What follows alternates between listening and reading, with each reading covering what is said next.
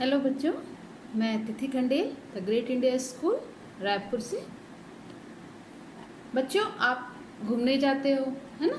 घूमने जाते हो तो आप वहाँ पर नदी, आप सभी ने नदी देखी है, पहाड़ भी देखे होंगे, है ना? और अच्छा, सबसे पहली बात आपने सुबह उगते हुए सूरज को भी देखा होगा, है ना? तो ये सब क्या है?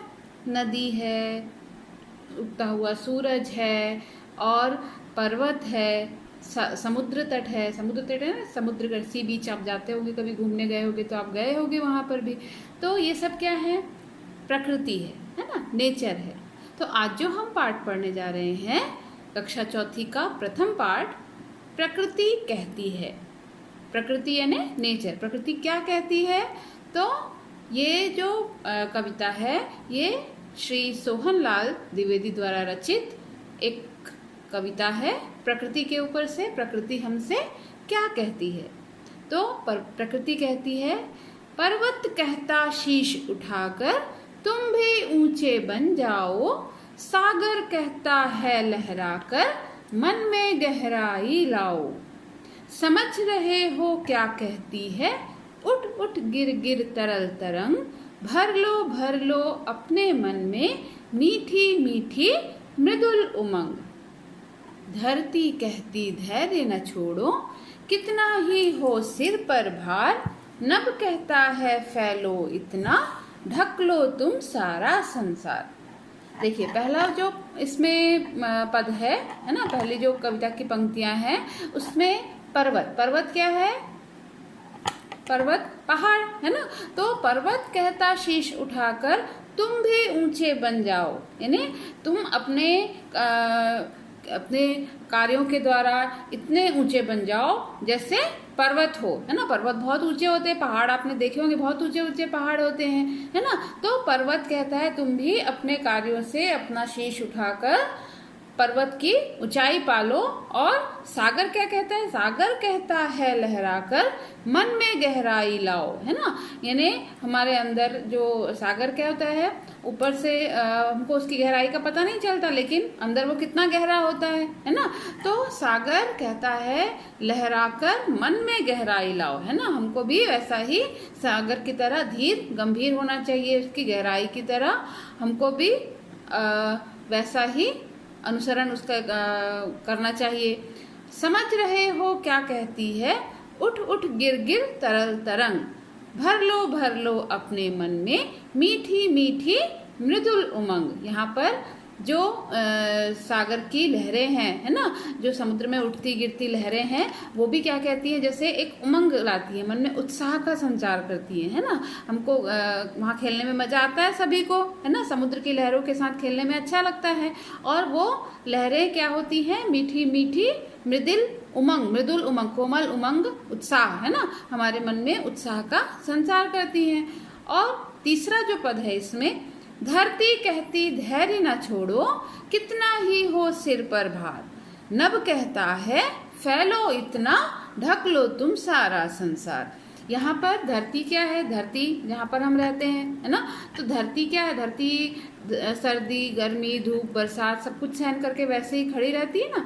तो ऐसे ही धरती की तरह हमको भी अपना विपरीत परिस्थितियों में अपना धैर्य नहीं खोना चाहिए, धीरज नहीं खोना चाहिए। कितना ही हमारे ऊपर प्रतिकूल परिस्थितियां आए, है ना, मुसीबतें आए, तो हमको कभी भी अपना धैर्य नहीं खोना चाहिए, उसका हमेशा डटकर सामना करना चाहिए, है ना? कोई भी विपत्ति का हमको डटकर सामना करना चाहिए, अपना धीरज नहीं खोना चाहिए। और नभ यानी क्या होता है? आकाश, है ना? तो आकाश आकाश दूर दूर तक फैला है, गगन देखिए ना, आसमान जिसे कहा जाता है, आसमान दूर दूर तक फैला हुआ है। तो ऐसे ही हमको भी अपने कामों के द्वारा, अपने कार्यों के द्वारा इतनी प्रसिद्धि प्राप्त करनी चाहिए, इतना कीर्ति, अपनी कीर्ति को जिस प्रकार से आकाश दूर दूर तक फैला हुआ है, ऐसे ही हमको भी अपनी कीर्ति दूर दूर तक फैलानी चाहिए, अपने कार्यों के द्वारा अपना यश दूर तक फैलाना है ना? तो ये कविता थी आज की, प्रकृति क्या कहती है, प्रकृति हमसे क्या ये सारी चीजें करने को कहती है। अब इसमें देखिए, पहला जो अभ्यास है इसका वो है शब्दार्थ है इसमें, आपने देखा शब्दार्थ, पर्वत का अर्थ होता है पहाड़, है ना। सागर यानी समुद्र होता है। शीश यानी सिर, है ना। और तरल यानी जो पानी है ना, तरल पदार्थ जो होते हैं। और तरंग, तरंग क्या है, लहर जो उठती है। मृदुल यानी होता है कोमल। उमंग यानी उत्साह। और धैर्य यानी धीरज, है ना। नभ यानी आसमान, संसार, जगत, है ना, विश्व। तो ये आपका अभ्यासकार का शब्दार्थ था। इसके बाद इसमें दूसरा जो प्रश्न है वो है उचित विकल्प पर आपको सही का निशान लगाना है। अब आपने कविता पढ़ी है तो बताइए कि इस कविता में तुम भी ऊंचे बन जाओ कौन कहता है? ऊंचा बनने के लिए कौन कहता है? पर्वत कहता है ना। यहाँ पर आपको विकल्प दिए गए हैं सागर, पर्वत और तरंग। तो कौन सा विकल्प सही है इसमें?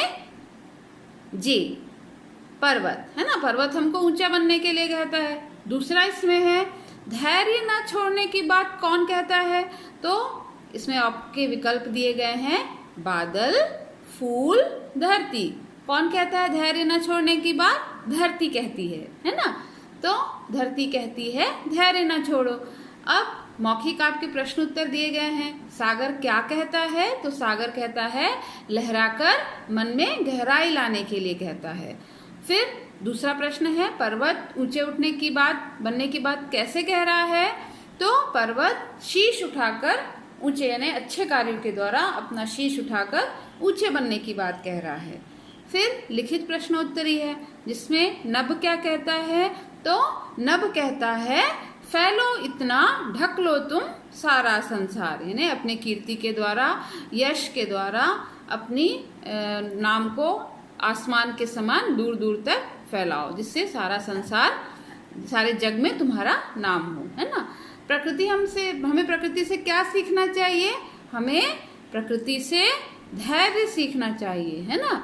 किस प्रकार धीरज रखना चाहिए विपरीत परिस्थितियों में, है ना। और किसी भी मुश्किल का सामना हमको डटकर करना चाहिए, हमको सिखाती है प्रकृति, धरती, है ना। तो ये सारी चीजें हमको प्रकृति सिखाती है। इसके बाद कविता की पंक्तियां पूरी करने के दिया गया है। प्रश्न तीसरा जो है, धरती कहती धैर्य न छोड़ो कितना ही हो सिर पर भार, नभ कहता है फैलो इतना, ढक लो तुम सारा संसार। इसके बाद समान भाषा की बात में इसमें आप देखेंगे कि समान तुक वाले शब्द दिए गए हैं। तरल है, तरल का होगा सरल, सिर, गिर, सागर, गागर, सारा, सारा, खारा। फिर मन, तन, भार, भार का होगा पार, है ना। इसके बाद समझो और करो में देखेंगे। अब प्रश्न आपको कुछ शब्द दिए हैं, वो किससे जुड़ जुड़ कर बने हैं वो आपको लिखना है। जैसे शीश है तो शी धन श, है ना, ये शीश बना है। वैसे ही तरल में त धन र धन ल, तरल। और सागर है तो सा धन ग धन र, सागर। धरती ध धन र धन, तमें बड़ी की मात्रा ती, धरती। तो इस प्रकार से इसके अभ्यास कार्य भी हैं। तो आपका अब ये कार्य होगा कि आप ये जो प्रकृति हमसे क्या कहती है इस कविता को आप कंठस्थ करेंगे और इसके अभ्यास कार्य जो है वो आपको दिए जाएंगे, उसको आप गृह कार्य के रूप में पूरा करेंगे। धन्यवाद।